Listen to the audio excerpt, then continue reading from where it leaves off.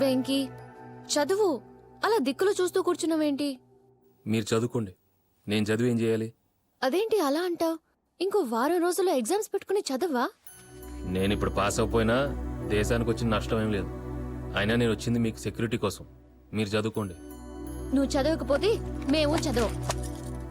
అదేంటి, మీరు చదువుకోవచ్చు కదా? చదవం. నువ్వు చదివితేనే మేము చదువుతాం. నువ్వు ఎగ్జామ్స్ రాస్తేనే మేము రాస్తాం. That's all. సరే, నేను కూడా చదువుతానులే.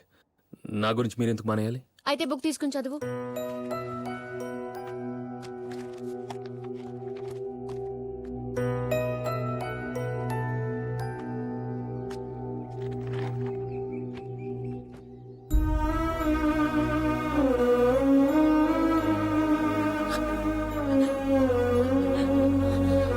కీర్తి, కీర్తి, కీర్తి.